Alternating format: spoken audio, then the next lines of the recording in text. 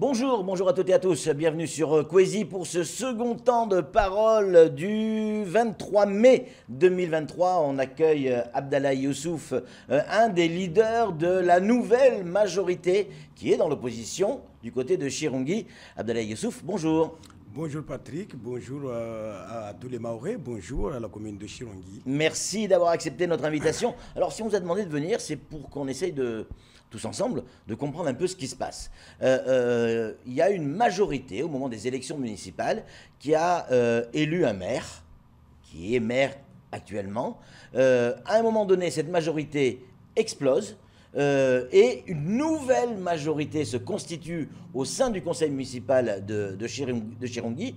Et cette nouvelle majorité que vous pilotez, avec d'autres personnes bien évidemment, mais que vous pilotez, met à mal le maire actuel. Qu'est-ce qui s'est passé pour que cette majorité à la base, au début, quand vous avez élu le maire, explose? Des promesses électorales non tenues? Non mais il faut essayer de comprendre... il faut essayer de comprendre l'élection de Biaki. Biaki a été élu par 3 groupes politiques différents. Donc c'est une majorité qu'on appelle couramment macédoine. Donc c'est en général, dès le début, c'est une majorité qui est quand même difficile à gérer parce que vous avez plusieurs... Oui, mais ça reste une majorité. Oui, ça reste une majorité. Donc alors, qu'est-ce qui s'est passé? Il y avait... les LR, il y avait aussi... Niamoja de Rukiala Hadji, oui. Et aussi la partie qui était composée par Baïcha, dont issu le maire Biaki. Donc c'est tout ça qui a fait que... il a été élu maire. Voilà, il a été élu maire. Okay. Donc il faut aussi comprendre que les LR étaient au nombre de 12, donc il y a 7 LR qui sont allés par affinité pour aller élire le maire Biaki, peut-être... Tous les LR n'ont pas voté pour lui, mais pas tous les sur le groupe des LR, il y en a 7 qui sont partis voter pour le maire actuel. Voilà, ce qui lui a permis d'avoir une majorité bien solide. Là-dessus, on est d'accord. Or, à un moment donné, cette majorité explose. Les 7 qui sont partis, 7 LR qui sont partis voter pour le maire, sont revenus, j'allais dire, au bercail, au sein des LR, et donc le maire se retrouve en minorité. Qu'est-ce qui s'est passé? Pourquoi ils sont partis? Oui, mais en général, dans ce cas-là, c'est ce qui se passe, c'est pas qu'à Chirungi, ça se passe partout. Oui. Au début, quand on fait les négociations, il y a certainement des promesses qui se font. Les fameuses promesses électorales. Voilà, des promesses électorales qui se font. Oui, toi tu seras 1er juin, toi tu seras ceci, tu seras cela. Mais ou tu auras ceci, ou tu auras ça. Ça, je sais pas, j'en sais rien. Donc du coup, après, voilà. Ils ne se sont pas entendus. Donc, ils sont revenus au bercail, nous retrouver. On a reformé cette majorité qui était là depuis 2020, élue par la population de Chirungi sur leur projet qu'ils ont proposé en 2020. Donc, cette majorité-là est revenue. Donc, une fois que nous avons constitué la majorité en août dernier, écoutez, nous nous sommes rapprochés du maire tout de suite pour lui dire que maintenant, nous souhaitons travailler avec vous, monsieur le maire. Donc, plusieurs tentatives, plusieurs personnes ont été envoyées. Notre parti, les représentants de notre section locale, LR, est parti discuter avec le maire pour qu'il vienne justement composer avec nous, travailler avec nous, mais il a toujours refusé. Donc c'est ce qui nous a amenés jusqu'à aujourd'hui. Donc lui, il était parti sur le principe de faire de la politique d'autruche, venir piocher, mais ça n'a pas été possible parce que nous sommes soudés.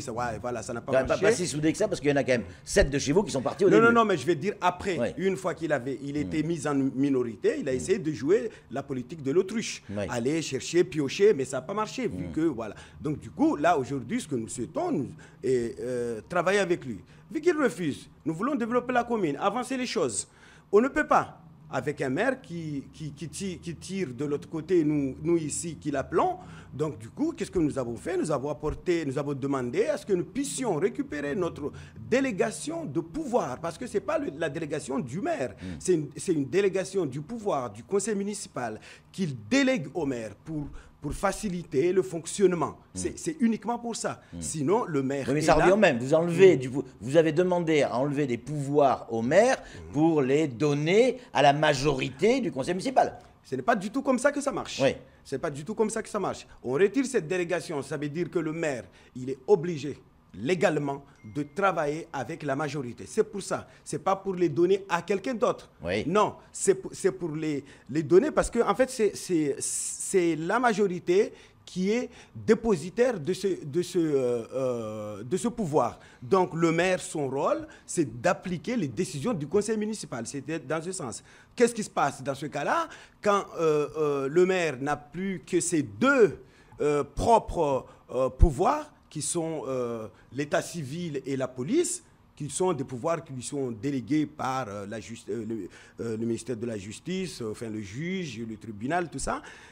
Et aussi, donc, du coup, dans ce cas-là, comment ça se passe? Il n'y a aucun problème parce que ce qui change dans cette configuration-là, c'est qu'on va plus souvent au conseil municipal. Oui, mais ça ne sûr. veut pas dire qu'on est bloqué. Oui. Ça ne veut pas dire que la collectivité sera bloquée. Donc, Mais il y a une action en justice qui a été menée pour pouvoir justement récupérer cette délégation.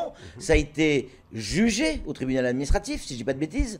Hein, et cette décision de justice, pour l'instant, n'est pas encore appliquée. Oui. Alors, qu'est-ce qui s'est passé? Une fois qu'on n'était plus en mesure de s'asseoir sur une table avec ce maire qui refuse de travailler avec la majorité, et qui est bien une évidence. Donc, nous avons fait appel au tribunal administratif en référé de cette décision, parce que, Patrick, il faut savoir que dans le Code général des collectivités territoriales, donc à l'article L 2121-9, dit clairement que lorsque un tiers des membres du conseil municipal propose un sujet à débattre, un rapport à débattre, un sujet à débattre, le maire n'est pas obligé de le mettre le jour J où la demande doit le placer doit être dans faite, un mais ordre de jour. il a 30 jours. C'est ça. Il a 30 jours. Et là, nous sommes en septembre 2021.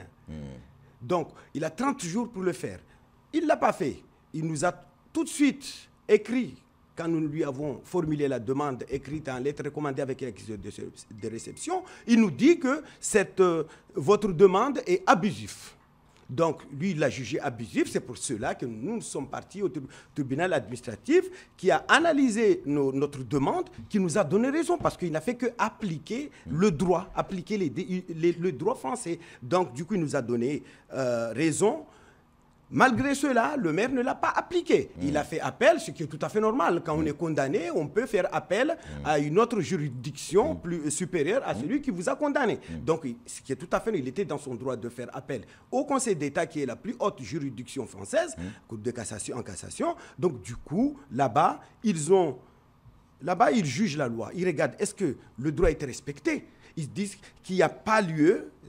J'ai ici la décision de justice du Conseil d'État qui est sortie le 4 avril, qui dit qu'il n'y a pas lieu de statuer au Conseil d'État. La décision qui enjoint le maire de réunir le conseil municipal et de traiter, ça ne veut pas dire inscrire des points au conseil municipal puis partir comme un voleur. Parce que je vais venir là-dessus, c'est ce qui s'est passé le 8, quand le maire passe à la télévision chez un de vos confrères là-bas, qui dit que j'ai traité l'affaire. Mais non, vous n'avez pas traité. Vous avez... Et c'est à notre demande. Malgré qu'il ait eu la décision du 4 avril, le 8 avril, il nous convoque en conseil municipal pour valider le budget. Nous lui avons dit, monsieur le maire, vous êtes condamné à appliquer une décision de la plus haute juridiction.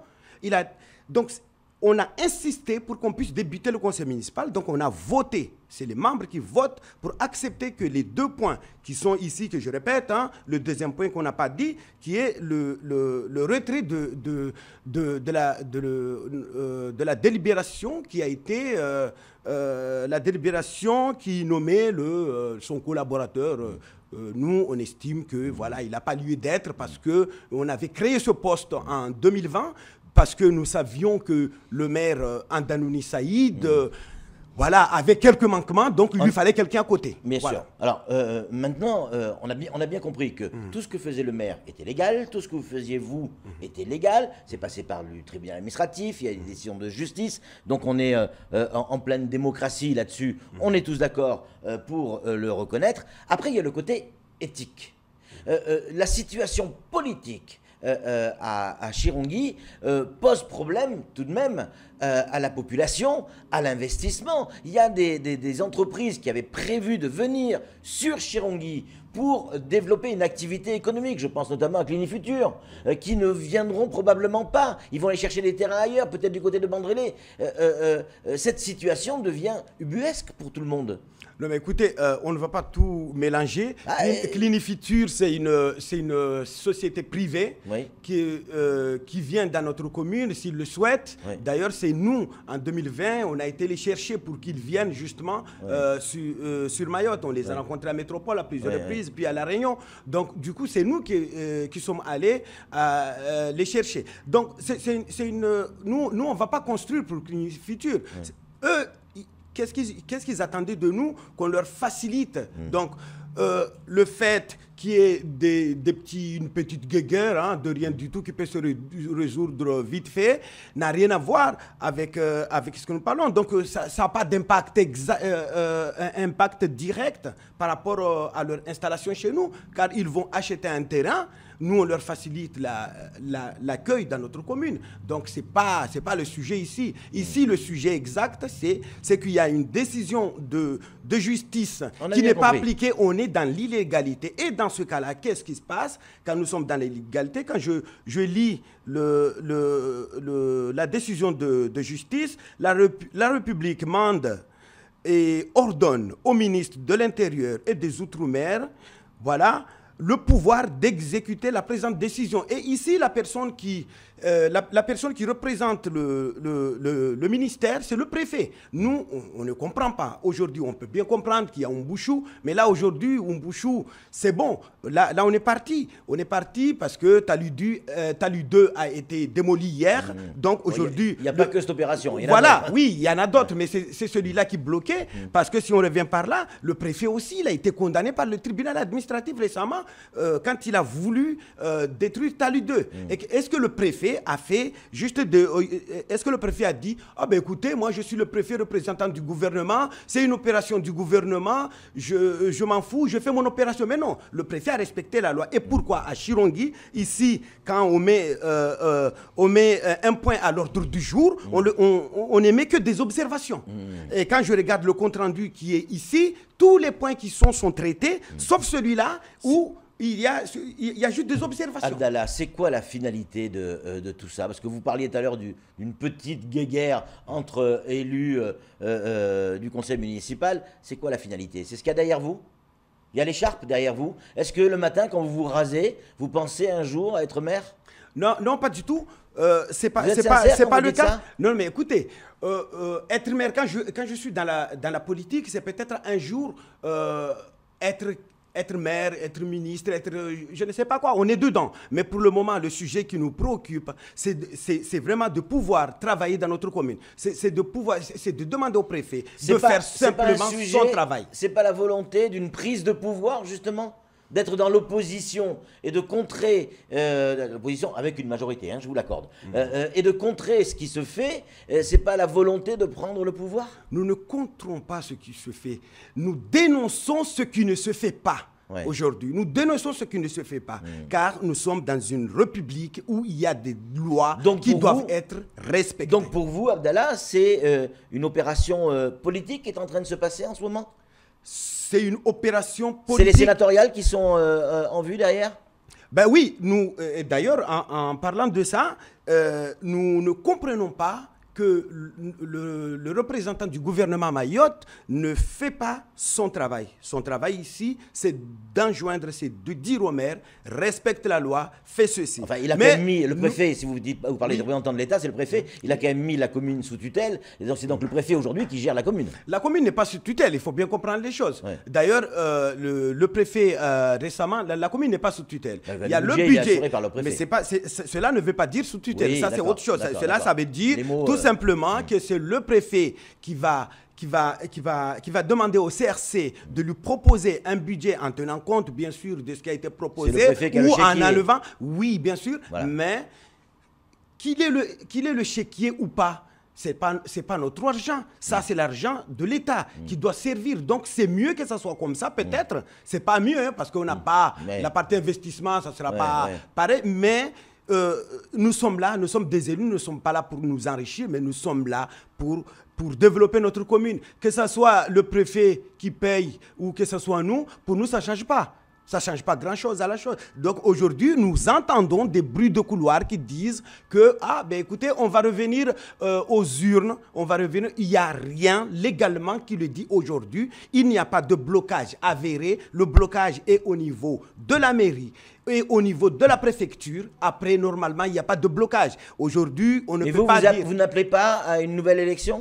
Il n'y a pas besoin. Pourquoi? Parce que le mandat n'est pas terminé. Ouais. On appelle en 2026, mais pas là. Ouais. Là, il n'y a rien qui permet légalement de dire qu'on va aux urnes. Ouais. Il n'y a pas de blocage, il n'y a pas de... Non, mais avec la majorité, puisque vous avez la majorité au conseil municipal, vous voulez prendre le pouvoir. Oui, pour pouvoir travailler, terminer notre mandat, ce qui est tout à fait normal. Nous avons été élus par notre population en 2020 sur un projet. Nous n'avons pas voté le budget parce que il y a des projets que nous avons entamés, il y a des annotations que nous avons demandé au maire d'intégrer. Il a refusé catégoriquement. Il arrive à 3 ans, à peu près 2 ans et demi du mandat, avec de nouveaux projets qui ne peuvent pas être réalisés. Donc nous représentons la population. Si les projets de la population ne sont pas, nous ne les sentons pas dans le budget, nous ne nous retrouvons pas dans ce budget-là, nous ne pouvons pas le voter. Localement, et c'est ma dernière question, localement, il y a des autorités des LR qui vous ont contacté, avec qui vous avez discuté, qui ont essayé de vous ramener à la raison, et vous vous dites non. Écoutez, nous sommes raisonnables, Ouais. nous sommes démocratiques. Ouais. Ils sont venus effectivement nous voir pour nous dire s'il y avait la possibilité De trouver une solution. de trouver une solution. Et la solution, ils sont déjà partis voir le maire pour essayer de trouver un consensus. Mais le maire ne veut pas s'asseoir sur une table avec moi. Comment vous voulez discuter avec et comment vous pouvez avancer là-dessus? Nous sommes prêts. Dès demain, si le maire vient À vers nous... discuter avec lui, avec le maire. Nous sommes et trouver prêts. des solutions pour avancer. Oui, peut-être on peut laisser tomber tout ça si on trouve... Y compris les actions judiciaires. Ben oui, mais on n'est pas là pour ça. Mais c'est juste, on a fait ça pour nous faire entendre et montrer que nous avons raison aux yeux de la loi et aux yeux de notre population. Merci beaucoup Abdallah Youssouf, on a bien compris vos arguments et puis Merci à vous. on invite le maire de Chirungi à venir sur le plateau pour nous donner aussi sa version des choses. Allez, c'est tout pour ce temps de parole. Tout de suite, la suite de nos programmes. Pardon.